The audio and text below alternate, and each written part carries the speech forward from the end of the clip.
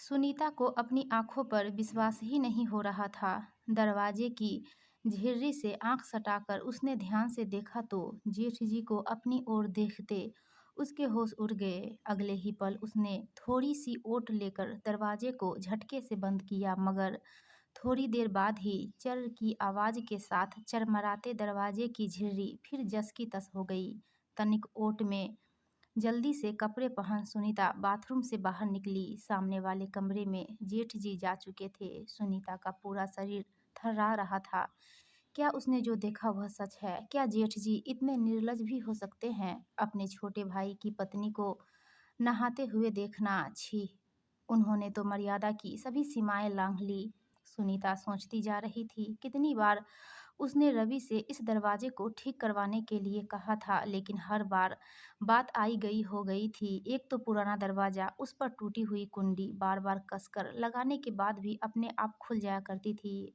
उसने कभी सोचा भी नहीं था कि उस झिर्री से उसे कोई इस तरह देखने का यत्न कर सकता है। पहले भी जेठ जी की कुछ हरकतें उसे नागवार लगती थी, जैसे पैर छूने पर आशीर्वाद देने के बहाने अजीब तरह से उसकी पीठ पर हाथ फिराना, बेशर्मों की तरह कई बार उसके सामने पैंट पहनते हुए उसकी जिप लगाना, 1 साल के नन्हे भतीजे को उसकी गोद से लेते समय उसके हाथों को जबरन छूना और उसे अजीब सी निगाहों से देखना आदि। नई नई शादी की सकुचाहट में वह रवि को भी कुछ नहीं बता पाती। कई बार उसे खुद पर संशय होता कि क्या उसका शक सही है या फिर यह सब सिर्फ वहम है। जल्दबाजी में कोई निर्णय कर वह किसी गलत नतीजे पर नहीं पहुंचना चाहती थी, क्योंकि यह एक बहुत ही करीबी रिश्ते पर प्रश्न चिन्ह खड़ा करने जैसा था। लेकिन आज की घटना ने उसे फिर से सोचने पर विवश कर दिया। घर के आंगन से सटा एक कोने में बना यह कमरा यूं तो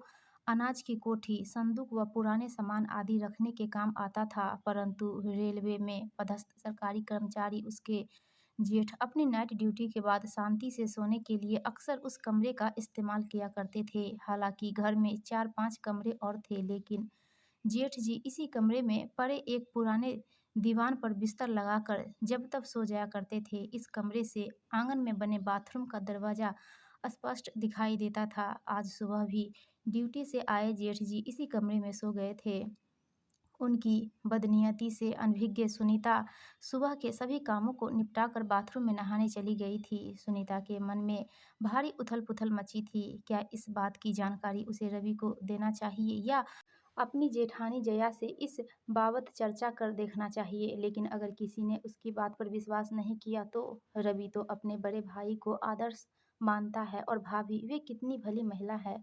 अगर उन्होंने उसकी बात पर विश्वास कर भी लिया तो बेचारी यह जानकर कितनी दुखी हो जाएगी। दोनों बच्चे तो अभी कितने छोटे हैं। नहीं नहीं, यह बात वह घर में किसी को नहीं बता सकती। अच्छा भला घर का माहौल खराब हो जाएगा। वैसे भी साल 6 महीने में रवि की नौकरी पक्की होते ही वह यहाँ से पंजाब उसके पास चली जाएगी। हाँ, इस बीच अगर जेठ जी ने दोबारा कोई ऐसी हरकत दोहराई तो वह उन्हें मुंह तोड़ जवाब देगी। यह सोचते हुए सुनीता अपने काम में लग गई। 3 वर्ष पहले ब्याह कर आई बीए पास सुनीता बहुत समझदार व परिपक्व विचारों की लड़की थी। उसके पति रवि पंजाब में एक कंपनी में काम करते थे।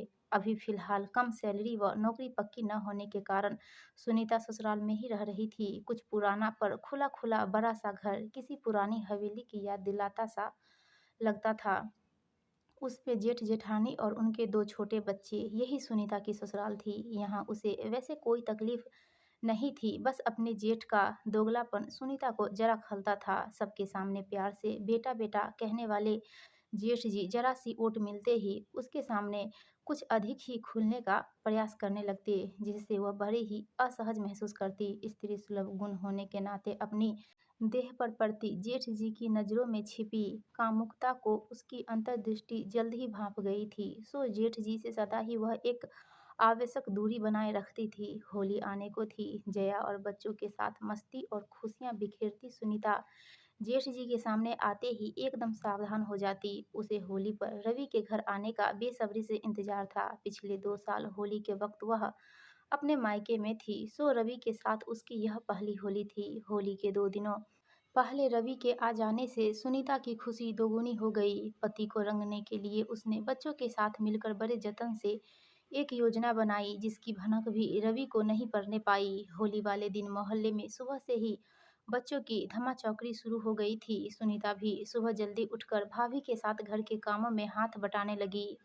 जल्दी जल्दी हाथ चला सुनीता, 10-11 बजे से मोहल्ले की औरतें धावा बोल देंगी। कम से कम खाना बन जाएगा तो खाने पीने की चिंता नहीं रहेगी। जेठानी की बात सुन सुनीता दोगुनी फुर्ती से काम में लग गई। थोड़ी ही देर में सब बनाकर दोनों देवरानी जेठानी फ्री हो गई। भाभी, मैं जरा इनको देखकर आती हूँ, उठे या नहीं? हाँ जा, पर जरा जल्दी करना, जया मुस्कुराती हुई बोली। कमरे में घुसकर सुनीता ने सो रहे रवि के चेहरे की खूब गत बनाई और मजे से चौके में आकर अपना बचा हुआ काम निपटाने लगी। इधर रवि की नींद खुलने पर सभी उसका चेहरा देखकर हंसते हंसते लोटपोट हो गए। हैरान रवि ने बरामदे में लगे कांच में अपनी लिपि पुती शक्ल देखी तो सुनीता की शरारत समझ गया। भाभी, सुनीता कहाँ है? भाई, तुम्हारी बीवी है, तुम जानो, मुझे तो सुबह से नजर नहीं आई। भाभी ने हंसते हुए जवाब दिया। बताता हूँ उसे, जरा मिलने दो, अभी तो मुझे अंदर जाना है। हाथ से फ्रेश होने का इशारा करते हुए वह बाथरूम में जा घुसा।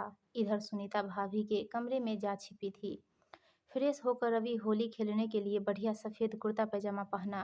भाभी, नाश्ते में क्या बनाया है? बहुत जोरों की भूख लगी है, फिर दोस्तों के यहाँ होली खेलने भी निकलना है, रवि ने भाभी से कहा। इस बीच उसकी निगाहें सुनीता को लगातार ढूंढ रही थी। रवि ने नाश्ता खत्म ही किया था कि भतीजी ने उसके कान में कुछ फुसफुसाया। अच्छा, रवि उसकी उंगली थामे उसकी बताई जगह पर आंगन में आ खड़ा हुआ। बताओ कहाँ है चाची? पूछने पर 1 मिनट चाचा कहती हुई भतीजी उसका हाथ छोड़कर फुर्ती से दूर भाग गई। इतने में पहले से ही छत पर खड़ी सुनीता ने रंग से भरी पूरी की पूरी बाल्टी रवि पर उड़ेल दी। ऊपर से अचानक होती रंगों की बरसात से रवि पूरी तरह नहा गया। उसकी हालत देखकर एक बार फिर पूरा घर ठहाकों से गूंज उठा। थोड़ी ही देर पहले पहना गया सफ़ेद कुर्ता पजामा अब लाल रंग में तब्दील हो चुका था। ठहरो, अभी बताता हूँ तुम्हें, कहते हुए रवि जब तक छत पर पहुंचा सुनीता गायब हो चुकी थी। इतने में बाहर से रवि के दोस्तों का बुलावा आ गया। ठीक है, मैं आकर तुम्हें देखता हूँ, भनभनाता हुआ रवि बाहर निकल गया।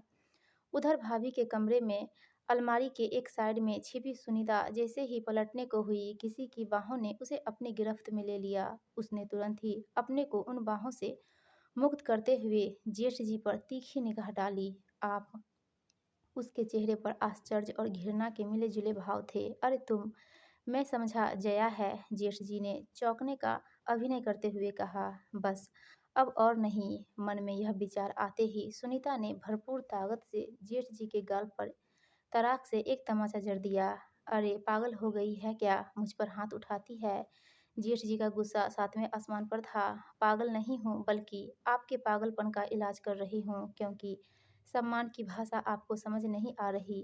गलत थी मैं जो सोचती थी कि मेरे बदले हुए व्यवहार से आपको अपनी भूल का एहसास हो जाएगा, पर आप तो निर्लजता की सभी सीमाएं लांघ बैठे। अपने छोटे भाई की पत्नी पर बुरी नज़र डालते हुए आपको शर्म नहीं आई? कैसे इंसान हैं आप? इस बार आपको इतने में ही छोड़ रही हूँ, लेकिन आइंदा से अगर मुझसे ज़रा सी भी छेड़खानी करने की कोशिश की तो मैं आपका वह हाल करूँगी कि किसी को मुँह दिखाने के लायक न रहेंगे। आज आप अपने छोटे भाई, पत्नी और बच्चों की वजह से बचे हो, मेरी नज़रों में तो गिर ही चुके हो। आशा करती हूँ सबकी नज़रों में गिरने से पहले संभल जाओगे, कहकर तमतमाती हुई सुनीता कमरे के बाहर चली गई। कमरे के बाहर चुपचाप खड़ी जया सुनीता को आते देख तुरंत दरवाजे की ओट में हो गई। वह अपने पति की दिलफेक अंदाज और रंगीन तबीयत से अच्छी तरह वाकिफ थी, पर रूढ़िवादी बेरियों में जकड़ी जया ने हमेशा ही पति परमेश्वर वाली परंपरा को निभाया था। वह कभी अपने पति की गलत आदतों के खिलाफ आवाज उठाने की हिम्मत न कर पाई थी, लेकिन आज सुनीता ने जो बहादुरी और हिम्मत दिखाई उसके लिए जया ने मन ही मन उसकी बहुत सराहना की। सुनीता ने उसके पति को जरूरी सबक सिखाने के साथ साथ उस घर की इज्जत पर भी आंच न आने दी। जया सुनीता की शुक्रगुजार थी। उधर कुछ देर बाद नहाकर निकली सुनीता अपने गीले बालों को आंगन में सुखा रही थी, तभी पीछे से रवि ने उसे अपने बाजुओं में भरकर दोनों मुट्ठियों में भरा रंग उसके गालों पर मल दिया। पति के हाथों प्रेम का रंग चढ़ते ही सुनीता के गुलाबी गालों की रंगत और सुर्ख हो चली और वह शर्माकर अपने प्रियतम के गले लग गई। यह देखकर सामने से आ रही जया ने मुस्कुराते हुए अपनी निगाहें फेर ली। दोस्तों, आपको यह कहानी अच्छी लगी तो प्लीज़ हमारे वीडियो को लाइक कीजिएगा और चैनल को सब्सक्राइब